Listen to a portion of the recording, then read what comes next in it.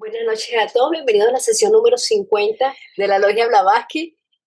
Continuamos con el estudio del libro La vida de Cristo desde el nacimiento hasta la ascensión. Continuamos con el capítulo 6, Revelar la fuente de la verdad. Gracias a todos, bienvenidos y adelante, querido Enrique. Muchas gracias, Caro. Bienvenidos todos también. Yo les doy una fraternal bienvenida. Vamos a continuar con el estudio. Se han dado cuenta que ahora estoy incluyendo textos de diferentes libros o conocimiento de diferentes textos, como La voz del silencio, La clave de la teosofía, las cartas Mahatma, el Bhagavad Gita, y en fin, hoy vamos a tocar también de algunos de conversaciones sobre del ocultismo entre el señor William George y la señora Blavatsky, relacionado con los elementales, porque vamos a relacionarlo, lo tengo como referencia respecto del estudio y de las acciones que se realizan por Jesús en, en lo que acontece en su vida. Así es que vamos a continuar. Eh, recuerden que estamos todavía con el capítulo correspondiente al encuentro de Jesús con la samaritana. Y bueno, creo que ha sido muy aleccionador porque yo la verdad nunca me imaginé que tuviera un contenido tan profundo espiritualmente hablando de ese encuentro. Así que pues vamos a continuar. Entonces en Juan 4:42 dice, y decían a la mujer, ya no creemos por tus palabras, que nosotros mismos hemos oído y sabemos que este es verdaderamente el Salvador del mundo. Están hablando con la samaritana. Estos son los ciudadanos de Samaria que llegaron a donde Jesús a escucharle y en consecuencia fueron iluminados. Representan a los hombres y mujeres de toda época que llegan a encontrar su propia luz y descubrir su propia verdad. Si bien son ayudados por las enseñanzas de predecesores, su convicción final es el fruto de una iluminación mental interior y superiormente intuitiva. Este poder espiritual individual, esta sabiduría y capacidad para armonizarse están personificados por Jesucristo a lo largo de todo el relato evangélico. Si se aplica una interpretación puramente mística a todo este episodio, entonces la mujer de Samaria personifica el alma humana inmortal y en evolución, en su vestidura de luz, es decir, en el cuerpo búdico.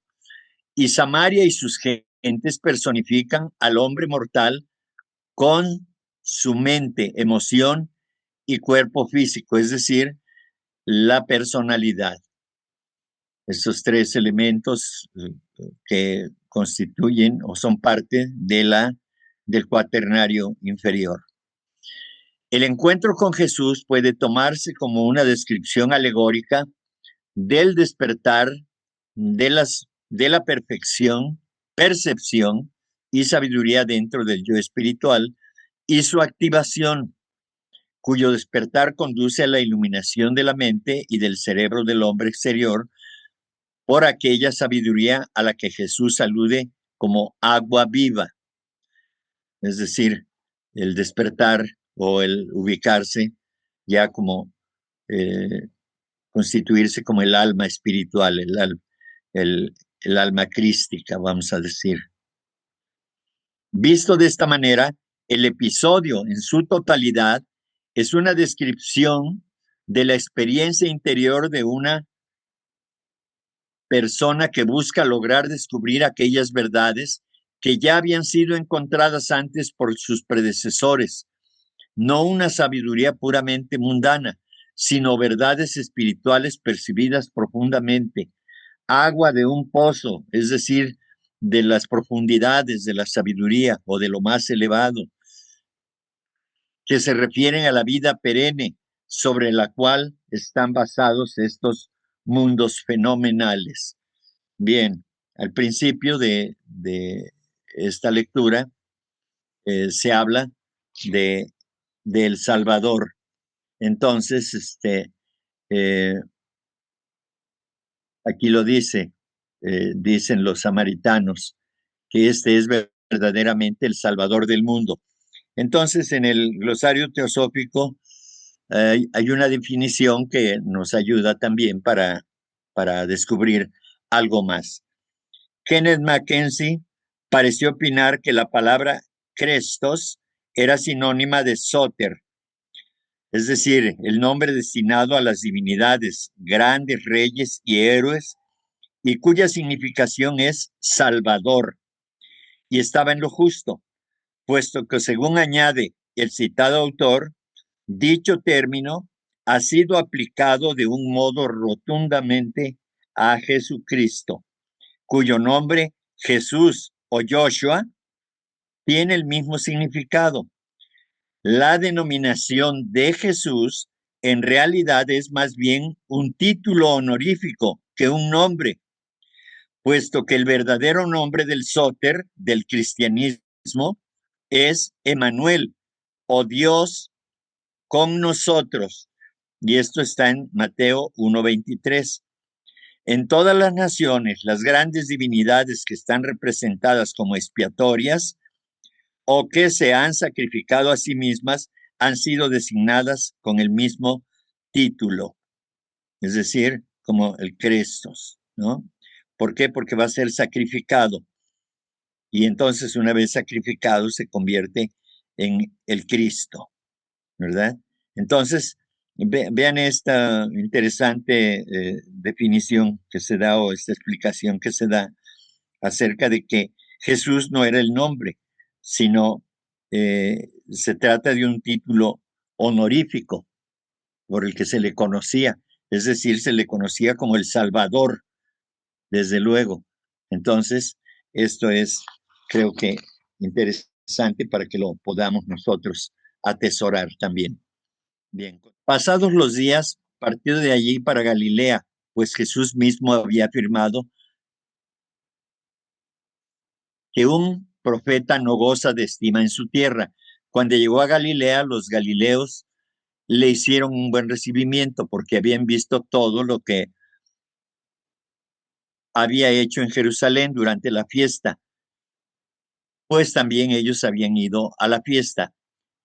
En lugar del nacimiento del Salvador y las gentes que allí vivían, representan las tendencias de la mente y el cerebro a resistirse, y también la familiaridad con la persona que puede impedir el reconocimiento de que gozó Jesús fuera de Nazaret. Estos rechazos y aceptaciones pueden referirse específicamente a las actitudes de diferentes miembros de una familia en la que nace una gran alma, como en los casos de Osiris, Tifón, Buda y de Bata. Galilea, con su hermoso lago, las costas y colinas circundantes y su gente, también pueden considerarse como indicación de cierto estado mental propicio a la iluminación espiritual o percepción intuitiva. En general, también puede significar el reconocimiento de un instructor espiritual y de la sabiduría que él enseña como resultado de una experiencia interna. Y bueno, él ya lo había dicho, ¿no? Nadie es profeta en su tierra, pero aquí en este caso ya hay un reconocimiento a él, lo cual quiere decir, desde mi punto de vista, que ya los habitantes de Galilea eh, comprendieron, finalmente, ya comprendían la enseñanza que él les estaba dando y por eso le dan el reconocimiento, no como un mérito de Jesús, sino como la iluminación a la que ya estaban, la que ya estaban adquiriendo los habitantes o las almas que estaban ahí, y entonces ellos ya podían comprender perfectamente sus enseñanzas y por eso lo aceptan porque es precisamente que ya han alcanzado ese nivel de comprensión, su conciencia se ha elevado y han quitado de sus mentes todo lo que les estorbaba ver con la claridad que ahora pueden ver las cosas que Jesús enseña como algo importante para sus vidas desde el punto de vista espiritual. Bien, continuamos. En Juan 4:46 dice, volvió pues de Galilea a Caná, donde había convertido el agua en vino. Había un funcionario real cuyo hijo estaba enfermo en Cafarnaúm. Cuando se enteró de que Jesús había venido de Judea a Galilea, fue donde él y le rogaba que bajase a curar a su hijo, pues estaba a la muerte. Entonces Jesús le dijo, si no veis señales y prodigios, no creéis. Le dice el funcionario, Señor, baja antes que se muera mi hijo. Jesús le dice, vete, que tu hijo vive. Creyó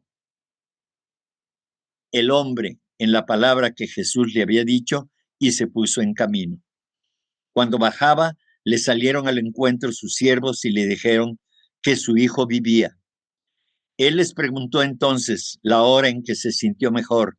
Ellos le dijeron, ayer a la hora séptima le dejó la fiebre, es decir, la 1 p.m, de acuerdo a lo que hemos dicho, porque contaban las horas a partir de las 6, la primera hora, 6 de la mañana.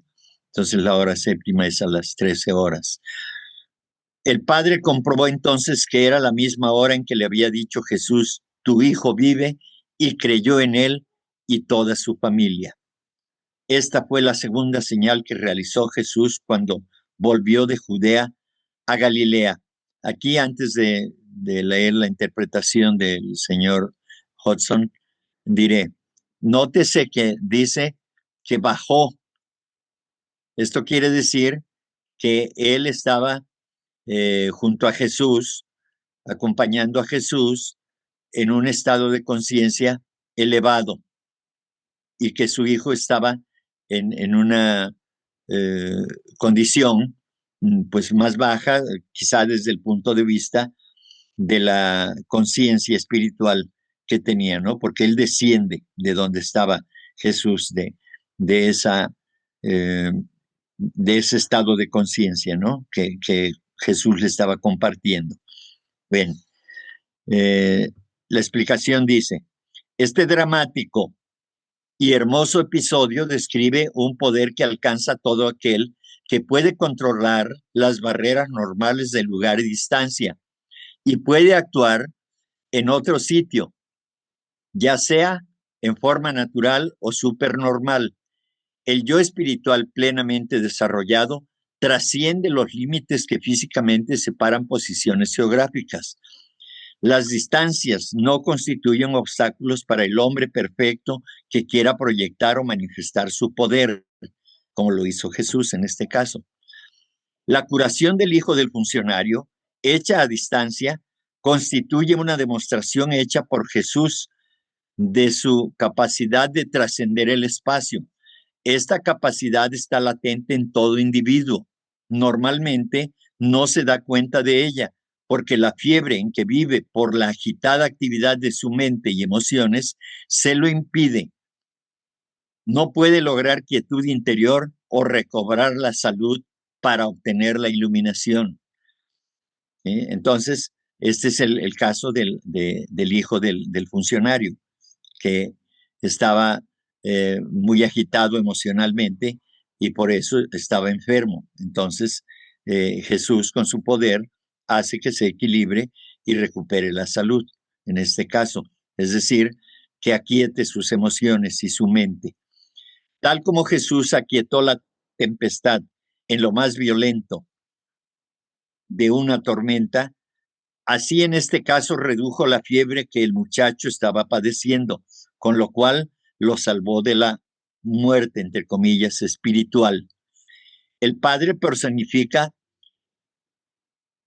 la intuición innata y también el estado mental que alcanza el que busca la verdad y la percibe internamente como resultado de su desenvolvimiento evolutivo.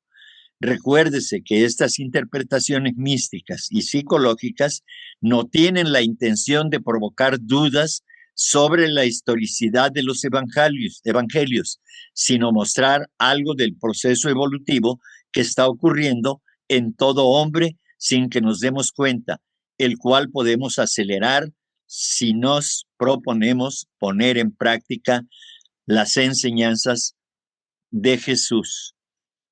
Bien, entonces aquí se comprueba lo que yo estaba suponiendo. Entonces el padre dice personifica la intuición innata y también el estado mental que alcanza el que busca la verdad y la percibe internamente como resultado de su desenvolvimiento evolutivo. Recuérdese que al principio Jesús le dijo, si no creéis, no habrá más allá, ¿no? Entonces, él creyó porque él ya estaba capacitado para recibir ese tipo de mensajes y entonces efectivamente él estaba en un estado más elevado en ese momento, en un estado de conciencia más elevado que su hijo, y él desciende hacia el estado de conciencia del hijo para que él encuentre la sanación, la curación que le estaba, de la enfermedad que le estaba aquejando, que no era otra cosa más que el desequilibrio mental y emocional, especificado aquí o explicado aquí o representado como que tenía fiebre, ¿no? Entonces, esto es así. Entonces, eh, remitiéndonos al ejercicio del poder de, de Jesús, que puede curar a distancia, es decir, curaciones a través de la mente, de una mente eh, muy desarrollada. Entonces, eh, uno de los preceptos de la voz del silencio dice, ayuda a la naturaleza y con ella trabaja, y la naturaleza te considerará como uno de sus creadores y te prestará obediencia.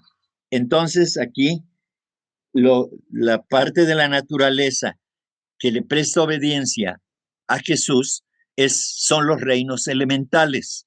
Estos reinos elementales pueden, son elementales, son fuerzas, son energías del reino mental, ¿sí? Desde el punto de vista de la conexión que Jesús hace con su ser interno, con los elementales, esos elementales están al servicio de, de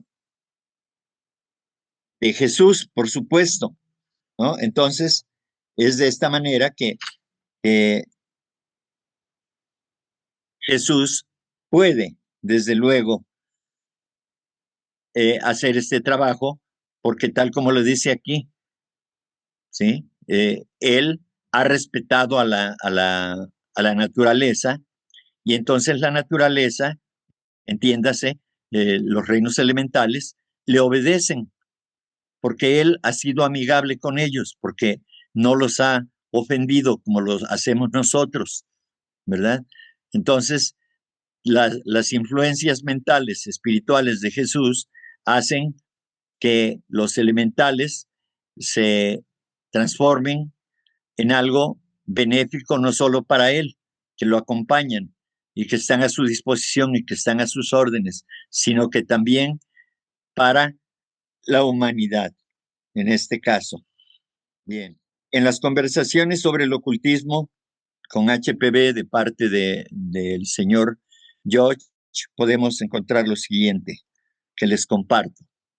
Dice, en 1875, 76, 77 y 78, la intimidad que tuve con HPV me proporcionó muchas oportunidades de conversar con ella sobre lo que en ese periodo llamamos magia. Estas útiles y fantásticas ocasiones se presentaron avanzada la noche y a veces durante el día. En aquel tiempo solía visitarla durante el día, cada vez que podía alejarme de mi despacho. Recordemos que George era abogado. En muchas ocasiones permanecía en su departamento a fin de oír y ver lo más posible. Después, en 1884, pasé muchas semanas en Rue de Notre-Dame de Champs, en París, sentado cerca de ella, día tras día y noche tras noche. En 1888 tuve aún más oportunidades de estar con HPB en Londres, en su piso de Holland Park. Parte de lo que dijo ahora lo publico aquí por el bien de los que puedan beneficiarse de sus palabras. Es cierto que este siglo, o sea, el siglo XIX, no ha conocido a un ocultista práctico más grande que ella. Por lo tanto, desde este punto de vista, sus palabras influenciarán positivamente a algunas personas. Entonces, entre otras materias que trata aquí, dice acerca de los elementales. Ha pasado mucho tiempo desde que te dije que esta parte no podía explicarse, pero ahora puedo comunicarte algunas cosas. Esto que tú y Olcott solíais llamar tal cosa, no puede veros si yo no se lo permito. Ahora imprimiré tu imagen sobre esto o él, de manera que similarmente a una fotografía, él recordará hasta aquí, pero tú no puedes hacerle obedecer hasta que no sepas cómo dirigir la fuerza. Te lo enviaré al emitir el sonido de una campana. ¿Sí? Veamos aquí cómo es necesario tener cierto desarrollo mental para poder eh, aplicar y dirigir esas fuerzas elementales, a eso se refiere. Después de algunos días en un sitio distante de HPB, fue dada la señal en cuestión y una pequeña campana sonó en el aire mientras estaba hablando con una persona no interesada en la teosofía y me encontraba a 3 millas distante de HPB. Cuando volví a verla, me preguntó si en el día y la hora exactos en el que sucedió este acontecimiento había aparecido y sonado la campana. Esto no tiene ninguna forma particular, sino que se acerca más a una masa de aire rotativo, es decir, esta fuerza de los elementales, pero es al mismo tiempo muy definido, como tú puedes concluir de lo que hizo, o sea, el elemental o esa fuerza elemental hizo sonar la campana. Existen algunas clases que tienen sus propias formas. La división general en fuego, aire, tierra y agua es muy correcta, pero no incluye a todas las clases. No hay un solo suceso alrededor de nosotros que no envuelva a los elementales, ya que constituyen una parte necesaria de la naturaleza tan importante como las corrientes nerviosas de tu cuerpo. Deberías ver cómo se mueven durante una tempestad. ¿No te acuerdas lo que me dijiste acerca de una señora que mientras se encontraba en la ópera los veía alterarse y moverse? Esto dependía de sus tendencias y de la idea general básica de la ópera. Era la ópera de Tristán e Isolda, de Wagner. En ese caso, como Isolda es irlandesa, la idea esencial suscitó una clase de elementales particulares de esa isla y sus tradiciones. George, Irlanda, es un lugar raro, pulula de una clase particular de elementales y por Júpiter veo que han hasta emigrado en gran cantidad. A veces accidentalmente uno trae a la superficie algún antiguo sistema, por ejemplo egipcio. Esto explica el particular sonido astral verdaderamente objetivo que según lo que tú dijiste parecía a la sacudida de un sistro. Pero, querido amigo, ¿piensas que te daría un extractor elemental patentado? Todavía no. Bueller Leighton escribió párrafos muy sabios sobre el tema. Paseando en Central Park, en Nueva York, dijo, este sitio es muy interesante, veo un gran número de indios y también a sus elementales tan reales como tú pareces ser. Ellos no nos ven, son todos fantasmas. George, mira, no confundas el magnetismo que sale de tu piel con los golpecitos gentiles de los supuestos elementales que quieren un cigarrillo. Entonces vemos aquí cómo Blavatsky también tenía el poder de dirigir a los elementales, le obedecían para que ellos hicieran lo que ella deseaba que ellos realizaran. Dice, en la calle 34, en Nueva York, la primera vez que me habló sobre los elementales de forma particular fue después de que le hice una pregunta referente al espiritualismo. Casi todo esto es obra de los elementales. Ahora puedo hacerles dar golpecitos en cualquier sitio que usted quiera de este cuarto. Escoge algún lugar. Señalé una pared de yeso sin objetos. Ahora pregunta lo que quieras y que puede ser contestado por golpecitos. Y pregunta, entonces, dice, ¿cuántos años tengo? La respuesta fue el número correcto de golpecitos. Pregunta, ¿cuántos años he vivido en mi casa? Otra vez recibí el número correcto de golpecitos. ¿Cuántos meses he vivido en la ciudad? Los golpecitos eran nuevamente correctos. Pregunta, ¿cuántos minutos han pasado desde la hora? Los golpecitos eran justos. Pregunta, ¿cuántas llaves tengo en mi llavero? Los golpecitos lo adivinaron. Y HPV dice, oh, qué tontería. Deténlo.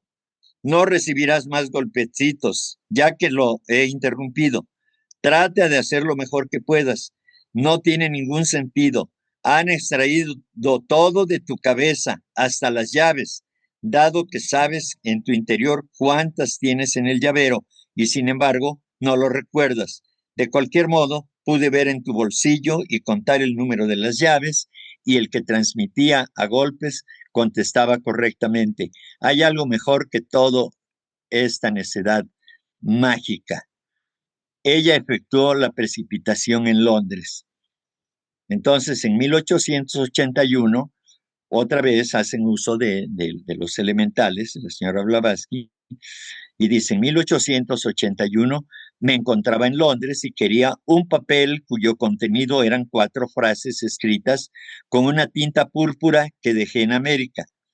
Descendí a su cuarto donde estaba la señora Kitley y sin decir nada me senté al lado opuesto de HPV y pensé, si solo pudiese ella conseguirme de alguna manera una copia de aquel papel.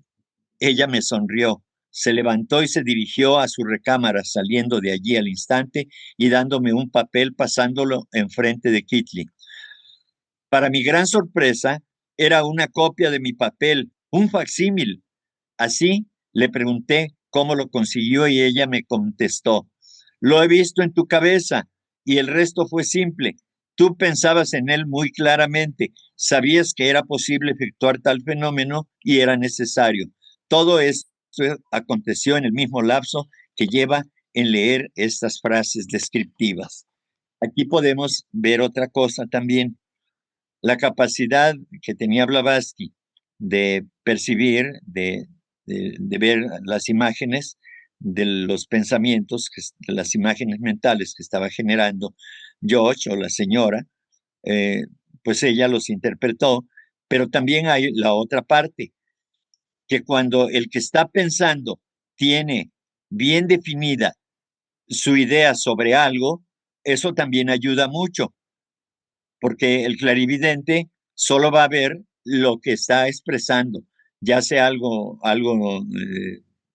nebuloso, algo que no se pueda ver correctamente o algo que se pueda ver, una imagen que se pueda ver tan limpia, tan perfectamente, que el vidente pueda saber exactamente qué es lo que está sucediendo, qué es lo que está pensando o lo que está deseando. De acuerdo al texto que estás leyendo, la señora Blavatsky obviamente realizó la precipitación. Es lo mismo que hizo el Señor Jesucristo con los 5 panes y los panes y los pescados que dio de comer a 5,000 personas. Es la misma, Sí, es la misma situación porque al final de cuentas se utilizan los elementales, ¿no? sí, sí es la misma mecánica, aunque Jesús lo hizo directamente, ahí en presencia de todos, digamos, y en este caso fue a distancia, como la sanación que hizo del hijo del funcionario, Jesús, también, pero vale lo mismo porque se utiliza el poder mental para hacer que los elementales realicen lo que piensa este, el, el operador, ¿no? En este caso Jesús o Blavatsky o cualquier otro que pueda realizar este tipo de actos, que a la vista de cualquier ser humano normal, pues parecen milagrosos, es un portento, ¿no? Y de hecho lo es, pero eso no le quita que son eventos totalmente naturales, son acciones totalmente naturales, no son sobrenaturales. Ujú. Y la otra pregunta, más bien ahorita me surgió otra también, es en el caso de lo que sería la curación a distancia, hay muchas personas que lo pueden realizar actualmente, ¿no? Obviamente Sí, sé que dentro de lo que sería Leadbeater, que leí sobre los chakras, ahí decía que muchas de nosotros somos lo que llamamos, generamos lo que son los átomos rosados. Y estos átomos rosados que se incorporan dentro de nuestra columna vertebral son los que expedimos para una curación a distancia. ¿Tú sabes algo acerca de esto? no, Pati, no lo sé. Leí un libro sobre sobre la sanación de Alice Bailey, de las enseñanzas del maestro el tibetano. Pero él no habla nada de eso, no hablan de estas partículas, de estos átomos y de nada. Simplemente da algunas indicaciones, digamos, de carácter práctico, previniendo que no cualquiera puede hacerlo. Yo veo a veces que me llegan mensajes a WhatsApp de que todos somos sanadores y todo. Efectivamente, si hacemos con intención o sin ella un acto de caridad, no necesitamos imponer las manos ni más allá, solamente dispensar una cantidad de amor, digamos, puro, o en la medida de lo posible, o con una vibración elevada, y eso va a sanar a la persona. Y no necesitamos invocar a dioses, a vírgenes, a santos, a devas de sanación ni nada. Nosotros podemos hacerlo efectivamente, ¿sí? Cuando, cuando una persona se acerca para, en busca de un apoyo, de un apoyo moral, por ejemplo, emocional, y le damos una respuesta correcta, simplemente que nos solidarizamos con ellos, que somos empáticos, en ese momento ya estamos haciendo la función de sanación, si es que resulta positivo, ¿verdad? Si la persona se calma, si siente consuelo, se siente abrigada por nuestras palabras o nuestra actitud, pues ya hicimos un acto de sanación de manera consciente o inconsciente, pero se hace, ¿sí? Para aquellos que quieran hacerlo de manera intencional, sin que se los pidan, pues hay riesgo siempre, ¿no? Porque si no estamos preparados, no estamos capacitados, entonces en ese ejercicio pueden intervenir fuerzas negativas y en lugar de hacer un bien podemos hacer un mal. Entonces hay que tener mucho cuidado con eso, ¿sí? Porque siempre hay los mismos elementales, es decir, esas energías están siempre cerca de nosotros. Y sobre todo, si nosotros tenemos dudas, si no tenemos certeza, no tenemos fe en que podamos realizar algo eh, a plenitud, entonces ahí es donde aprovechan las fuerzas negativas que son contrarias a lo que nosotros deseamos y entonces el resultado pues puede resultar contra inconveniente, vaya. Ujú. Y por último, Enrique, hablaba sobre la clarividencia. Sé que un clarividente es también una persona telepática, es decir, que en cierta manera asocia los pensamientos de la otra persona y le llegan en cierta manera imágenes de esa persona porque es a través de su vibración, ¿no? ¿Es correcto? Gracias.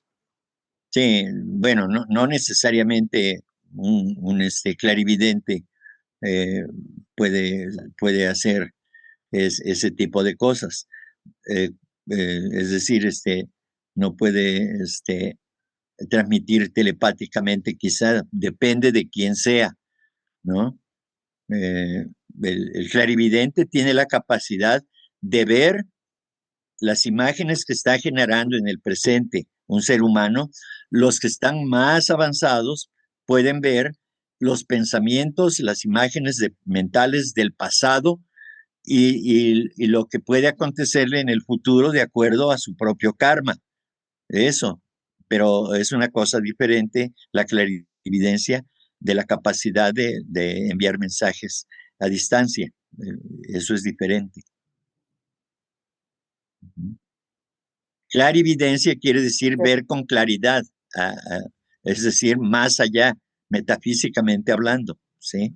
Más allá de lo físico, ¿sí?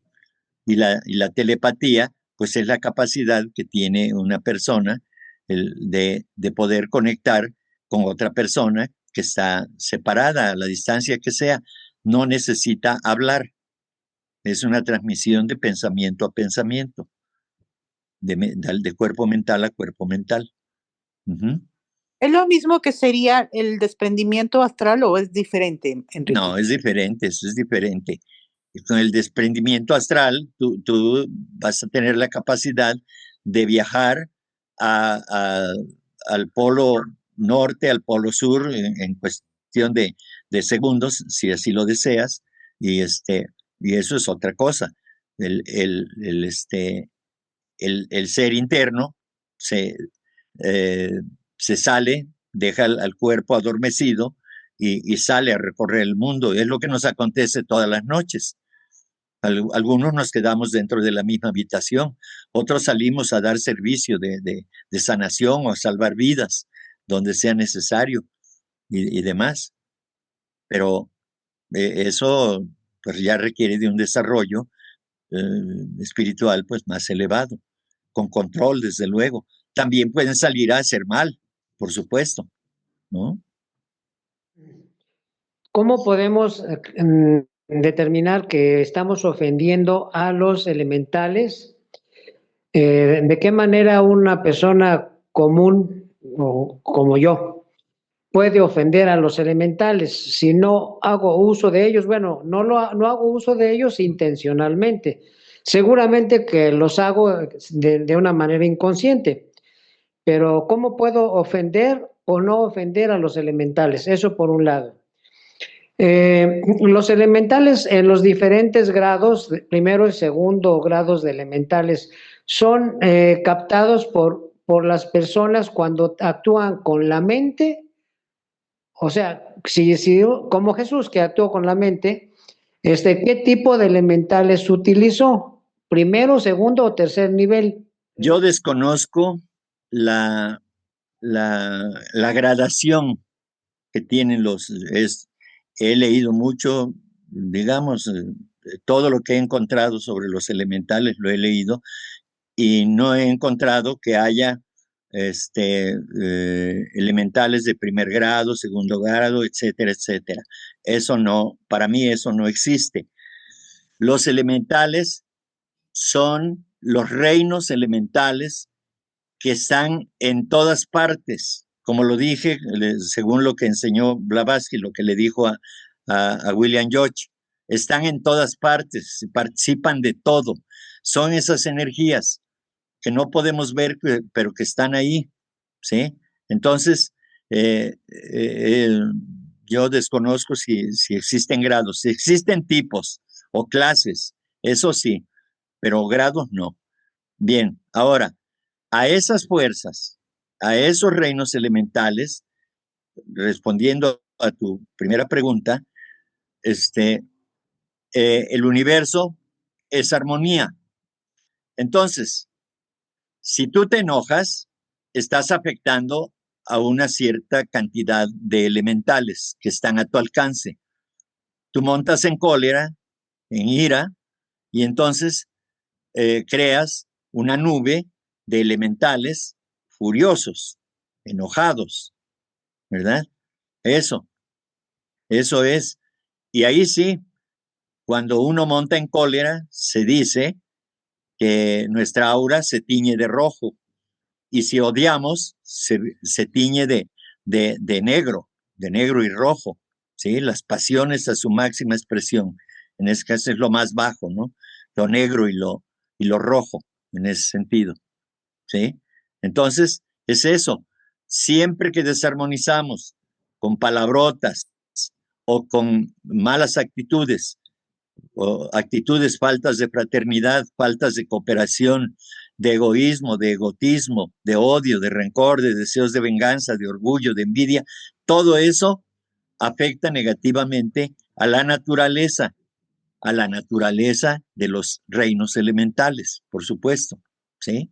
Entonces, por eso es altamente recomendable atender las sugerencias de que debemos siempre mantener la calma, aunque las cosas estén muy mal, tratar de rescatar algo dentro de lo malo, siempre podemos obtener algo bueno dentro de todo eso, ¿sí? Entonces se pueden hablar muchas cosas, pero eso es lo que yo comprendo de lo que he estudiado respecto de los elementales. Entonces, los tres reinos que están antes del mineral, están por todos lados. Y Sí. entonces no importa el reino, si es el primer reino, segundo, tercero, actúan, o sea, no están preferidos de una cierta manera o no están manejados de una cierta manera por ciertas personas, o es indiferente, los tres están por todos lados y los tres actúan en nosotros. A ver, ahora creo que te entendí. Se habla de que antes del reino mineral existieron o existen en su manifestación los tres reinos, los reinos elementales.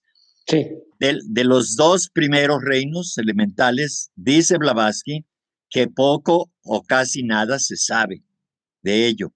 Y entonces ella solamente habla del tercer reino elemental, que el que está más cerca de nosotros, ¿sí? Eso es lo que ella dice. Entonces, yo puedo responder a eso precisamente. Por supuesto que todos los reinos elementales, los tres reinos, están en todas partes, ¿sí? Haciendo su función, porque los seres que requieren que están en esa condición primigenia, original, que están en ese reino, el primer reino elemental, están haciendo su trabajo de evolución y están marchando hasta tratando de alcanzar el reino humano primero, es decir, como fin último, ¿sí? Pero su anhelo es alcanzar el segundo reino elemental, más evolucionado, y luego el tercero, y ya del tercero pasar a formar cada uno de los elementos del reino mineral, y así sucesivamente. Por ejemplo, así como el Maestro Jesús, que él llegó a desarrollar, digamos, esos poderes para poder mover a los elementales y hacer un milagro, eso tiene que ver cuando uno empieza, digamos, conforme a la evolución del ser humano, cuando uno empieza ya a trabajar con los chakras, o es solo mental. Esa es la duda. Bueno, pues yo de los chakras me voy a declarar ignorante porque son, son materias muy peligrosas para mí, porque soy demasiado emocional, rajásico completamente, y entonces yo solamente soy un karma yogi, solamente hago trabajo de acuerdo a lo que voy viviendo, lo que se me va presentando en la vida, y sí, vamos a decir, de alguna manera, no digamos que, por ejemplo, si estoy demasiado agitado, pues entonces me digo a mí mismo, a ver, cálmate, tranquilízate, no pasa nada. Y entonces respiro profundamente y ya. Y entonces digo, relájate, ¿sí? Eso obviamente que impacta al chakra del plexo solar. Si tengo miedo, si tengo agitación, si tengo agitación mental, pues también en ese sentido, pues está afectando al sexto chakra y demás, ¿no? Entonces, pues eso es lo que hago, pero yo no puedo decirte cómo trabajar sobre los chakras porque no lo he estudiado, porque eh, mejor prefiero eh, en cosas, digamos, más prácticas, que no tenga uno que involucrarse en ese tipo de cosas, porque sí puede uno afectar algún centro de esos, paralizarlo o acelerarlo demasiado, y entonces, si de por sí los aceleramos con nuestras emociones desbordadas, descontroladas, pues ahora si ya lo hacemos de manera consciente, entonces creamos una nube kármica o una red kármica más potente, ¿no? Entonces, sí, yo ignoro cómo es eso, pero bueno, No, efectivamente, sí, eh, definitivamente, también los elementales emocionales o mentales o físicos, pues tienen que ver con cada uno de los chakras, porque en todo están metidos, todo lo que existe está compenetrado de esos reinos elementales, porque ellos son la matriz que ha de dar forma a las formas, finalmente en el reino mineral, vegetal, animal y humano, y etcétera. Ujú. ajá, sí, sí, sí, no, pero digamos, yo digo, sí que, digamos, solo se necesita la mente, desarrollar la mente para poder hacer, digamos, uno eso, o ya conforme uno va evolucionando, digamos, en las encarnaciones, No, porque yo no, sí no, leí no. chakras y todo, y sé que es peligroso, ¿verdad? Que uno tiene que, para ponerse uno, digamos, todavía no estamos en esa etapa de ponernos allá a trabajar sobre los chakras, ¿verdad? Sí he leído y todo, porque dice que sí es peligroso, pero digamos, a la hora de lo que estamos hablando, de que el maestro hacía milagros, él solo era por medio de la mente. Sí, claro. Y del principio búdico, que es el principio del amor, por supuesto. Ajá, Entonces, para sanar a alguien requerimos de la simpatía, de la empatía, de la comprensión del problema y más allá. Si Jesús, por ejemplo, en el cuadro que nos presentan, pues sana, sí sana, pero eso quiere decir que hay una conexión entre el karma, entre el operador que en Jesús y el que va a recibir el beneficio. Hay un merecimiento, porque si no lo merece, no se puede dar, ¿sí? Entonces, aunque sea Jesús el que esté con todo su poder, si karma lo impide, Jesús no puede transgredir la ley de karma, pero él lo sabe. Entonces, cuando él se propone sanar, ¿sí? Que esto es alegórico, desde luego, ¿sí? Pero, sí, pero sí, sí, cuando sí.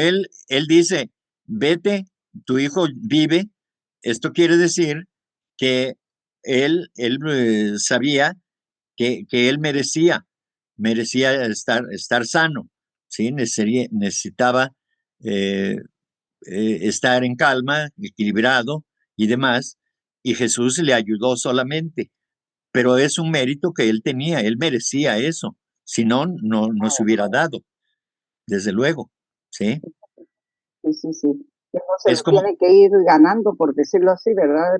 sí, Dependiendo. claro, Ujú. claro. Hay mérito, hay karma de mérito y de demérito, por supuesto. Entonces, si Sí, tu karma sí, es de demérito, entonces no importa que sea Jesús o Dios mismo, pues no lo puede hacer porque no van a transgredir la ley, ¿no? Es asunto de ah, ya. merecimiento. Ujú. Así es. Entonces, realmente lo que he leído de Jesús, también practicaba mucho lo que era la oración y la fe. Muchas de las personas que curaban era por fe, ¿no? Ya hemos dicho aquí lo que significa la fe. La fe significa la convicción, ¿sí? O sea, es la certeza de que aquello que se desea va a ocurrir, porque se cuenta con todos los elementos necesarios para poder llevar a cabo la realización de tal o cual situación, que hacerla, materializarla, llevarla a cabo, 100%, ¿no? Voy a recordar lo que dice sobre la oración, la clave de la teosofía, ¿no? Entonces dice, existe otra clase de oración, o sea, la del rezo ese, pues es inútil, ¿no? Según la teosofía. Entonces, sin duda alguna existe otra clase de oración. La llamamos oración de voluntad y es más bien una orden o mandamiento interno que una petición. Cuando decimos una orden de carácter interno, quiere decir que participa el yo superior, la mente superior, el alma humana elevada, iluminada. No es asunto de la personalidad. Por eso, en los rezos, y más adelante aquí lo dice, ¿no? Dice aquí, ¿acaso es diferente del que nos da la teología? Dice, enteramente, un ocultista o un teósofo dirige su oración a su padre que existe en secreto, es decir, el yo interno. Leed y tratar de comprender el capítulo 6, versículo 6 de Mateo, ahí se los encargo para que lo lean, capítulo 6 y versículo 6 de Mateo, y no a un Dios extracósmico y por lo tanto finito. Y ese Padre, entre comillas, se encuentra en el hombre mismo, no afuera, ¿sí? Entonces, ya lo hemos dicho cuando estudiamos la clave de la teosofía, de que el hombre debe creer en sí mismo, en sus poderes latentes que están ahí, y no estar invocando a los ángeles, arcángeles, santos, vírgenes, dioses y demás, si está dentro de él el poder. Pero claro, somos demasiado incrédulos, demasiado pobres espiritualmente, y qué bueno que no lo intentemos nosotros, porque seguramente vamos a pedir cosas egoístas, como dice a continuación. Así que hacéis del hombre un Dios, decid Dios y no un Dios. Para nosotros el hombre interno es el único Dios que podemos conocer. ¿Y cómo puede ser de otro modo? Concedednos lo que pretendemos, es decir, que Dios es un principio infinito universalmente difundido. ¿Cómo puede en tal caso no compenetrarse el hombre con, por y en la divinidad? Llamamos nuestro Padre en el cielo o nuestro Padre en secreto a aquella deífica esencia que reconocemos en nosotros, en nuestro corazón y conciencia espiritual, y que nada tiene que ver con el concepto antropomórfico que podemos formar de nuestro cerebro, en nuestro cerebro o en nuestra imaginación. ¿No sabéis que sois el templo de Dios y que en vosotros habita el Espíritu de lo absoluto, es decir, Dios? Sin embargo, evite el hombre antropomorfizar a aquella esencia que está en nosotros. No diga un teósofo, si quiere seguir la verdad divina y no humana, que ese Dios en secreto escucha al hombre finito o es distinto del mismo o de la esencia infinita, porque todos son uno, ni tampoco que la oración es una petición como acabamos de observar. Es, antes bien, un misterio, un procedimiento oculto por el cual pensamientos y deseos condicionados y finitos, incapaces de ser asimilados por el Espíritu Absoluto, que es incondicionado, son transformados en deseos espirituales y en voluntad, llamándose este procedimiento transmutación espiritual. La intensidad en nuestras ardientes aspiraciones cambia la oración en piedra filosofal, o aquello que transmuta el plomo en oro puro. Por nuestra oración de voluntad, la única esencia homogénea conviértese en fuerza activa o creadora y produce efectos de acuerdo con nuestro deseo. Es decir, ya no hay un deseo egoísta, no quiero algo para mí, quiero hacer el bien a otro y me voy a esforzar, voy a sacar de lo más profundo de mi ser ese poder de la voluntad para poder expresarlo y hacer el bien a otros, sin pedirle a Jesús, sin pedirle a la Virgen, sin pedirle a los ángeles que me auxilien, porque yo tengo ese poder. Desde luego, debe ir acompañado del amor, si no, no funciona. Si se cumple, pero se cumple a medias o se cumple con un propósito egoísta, entonces estamos haciendo magia negra. ¿Ok? Bien.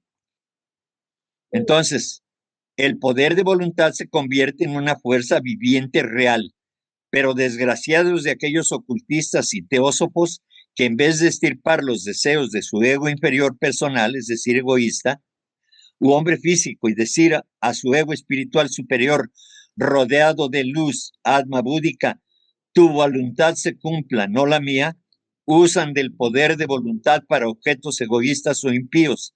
Esto es magia negra, abominación y hechicería espiritual. Desgraciadamente, esta es la ocupación favorita de nuestros hombres de Estado y generales cristianos, sobre todo cuando estos últimos precipitan a 2 ejércitos, uno contra otro, para que mutuamente se destruyan. Unos y otros se entregan antes de la acción a un acto de brujería, ofreciendo respectivamente oraciones al mismo Dios de los ejércitos, pidiéndole ayuda para degollar a sus enemigos. ¿Ah? Entonces,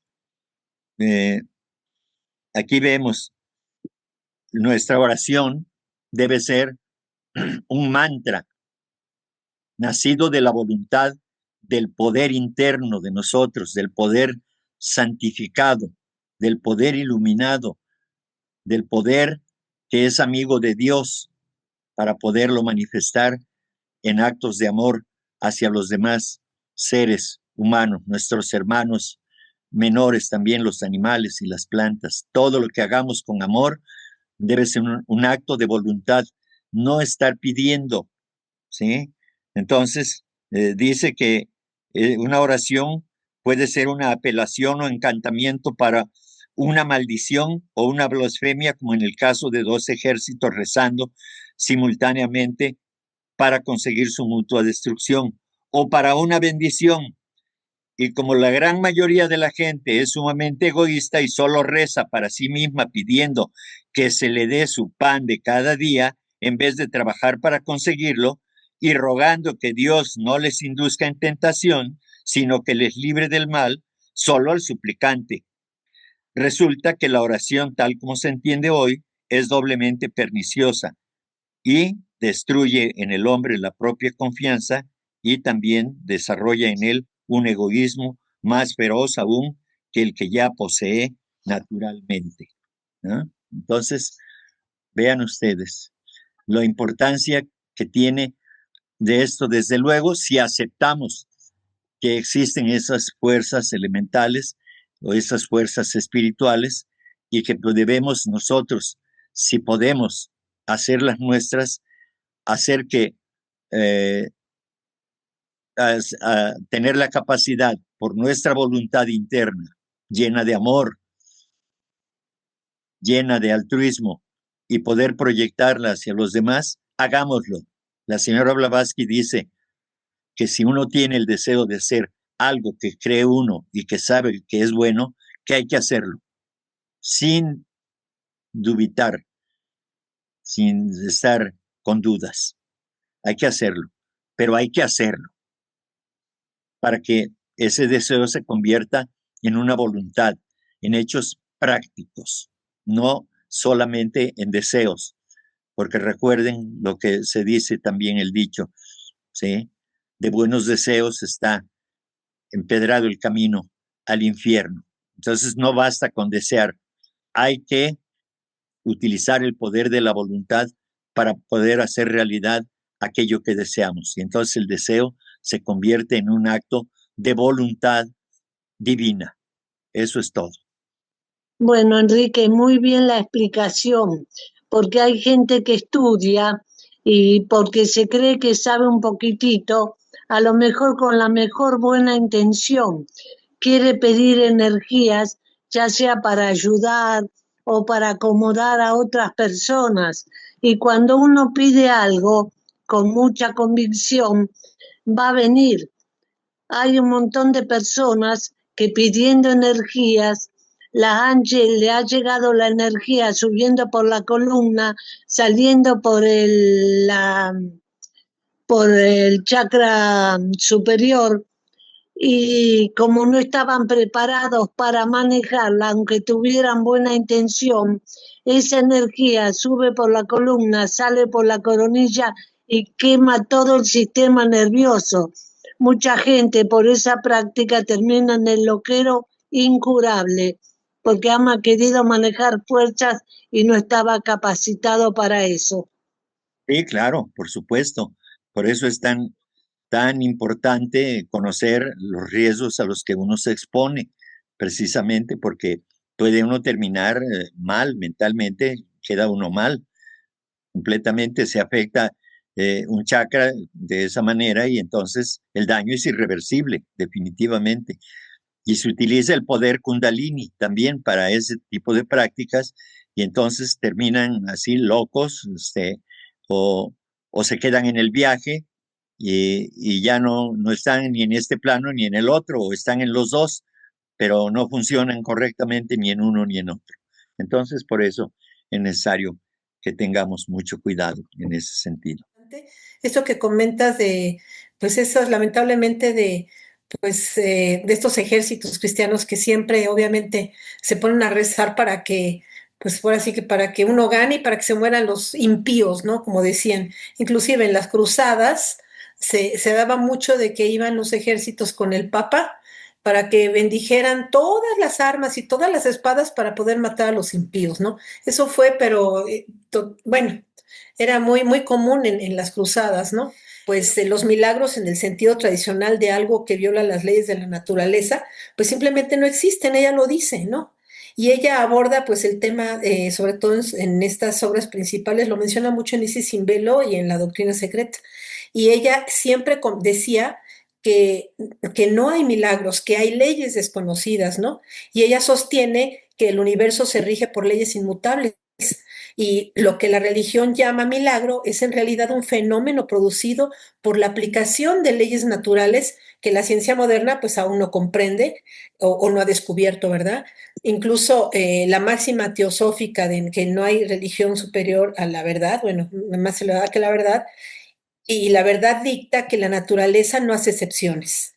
Inclusive el concepto de sobrenatural para ella, para la maestra Blavatsky, nada es sobrenatural. Todo lo que ocurre está dentro del reino de lo natural, aunque sea invisible o metafísico.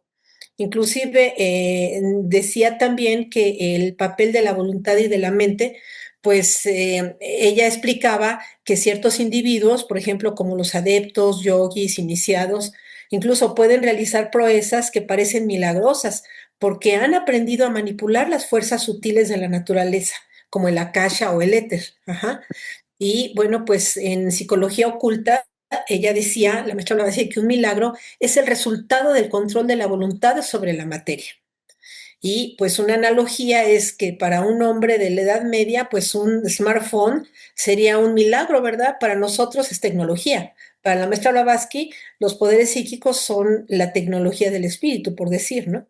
Bueno, es así nada más, ¿no? Inclusive ella criticaba la visión eclesiástica y decía que, se dice que también la maestra Blavatsky fue muy crítica con la idea de que los milagros son intervenciones divinas de un Dios personal que decide romper sus propias reglas para favorecer a alguien, porque ella consideraba que esta visión fomentaba la superstición y mantenía a la humanidad en la ignorancia.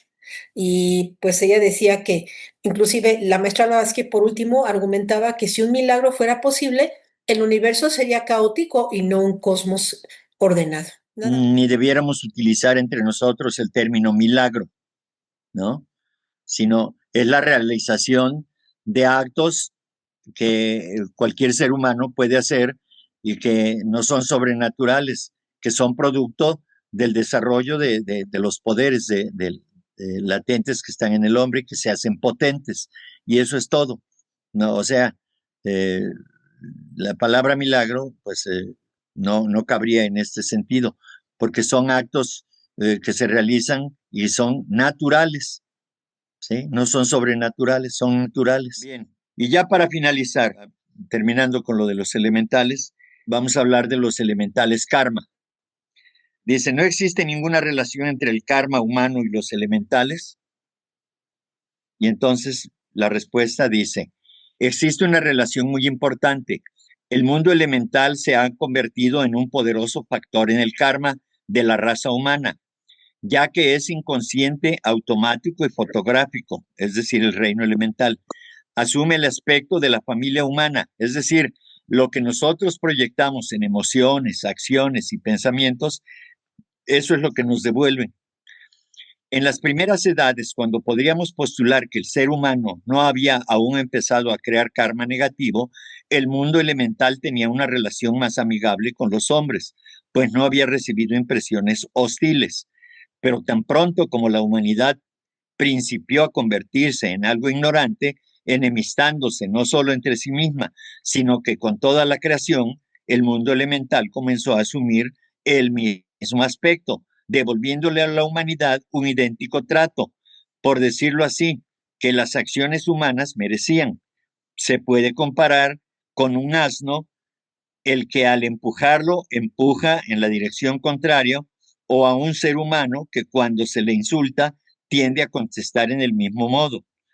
Por lo tanto, siendo el mundo elemental una fuerza inconsciente, devuelve o reacciona hacia la humanidad exactamente como ésta actúa hacia él, no, no importando que las acciones humanas fueran efectuadas conociendo o ignorando estas leyes. Así, en este periodo, el aspecto y el accionar del mundo elemental es el exacto resultado de las acciones, pensamientos y deseos de las humanidades anteriores. Vean, esto es muy importante. O sea, todavía traemos la herencia de lo que fuimos en el pasado. Mas el mundo elemental, siendo inconsciente y actuando solo de acuerdo con las leyes naturales de su ser, juega un papel importante en la operación del karma, mientras que la humanidad no cultive un sentimiento fraterno y caritativo hacia toda la creación, llámese naturaleza, los elementales carecerán del impulso necesario para actuar en nuestro beneficio. Sin embargo, tan pronto como la humanidad principia a cultivar un sentimiento fraterno y amoroso por toda la creación, los elementales empezarán inmediatamente por asumir una nueva condición.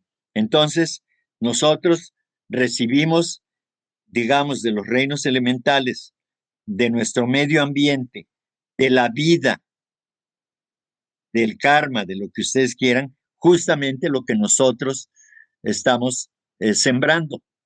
¿Sí? Aquí nuevamente repetiremos, lo que el hombre siembra, eso cosecha, nada más y nada menos, ¿no? ¿Sí? Entonces, también los clarividentes dentro del reino de los reinos elementales solo pueden ver aquello que su desarrollo de clarividencia les permite.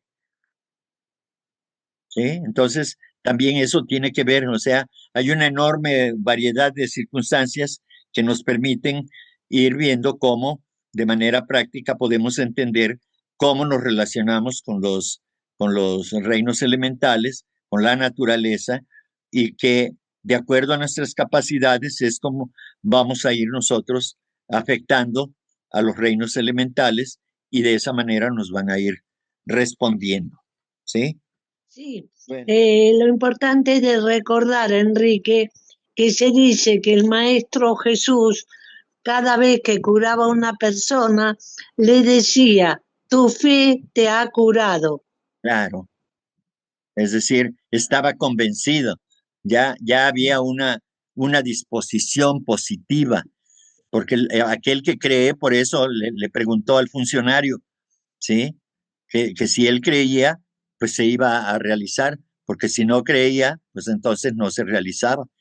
Entonces hay que estar convencido de que ese poder existe y que se va a manifestar haciendo justamente lo que nuestra voluntad determine. Y relacionado con esto, voy a leerles un poema de Amado Nervo.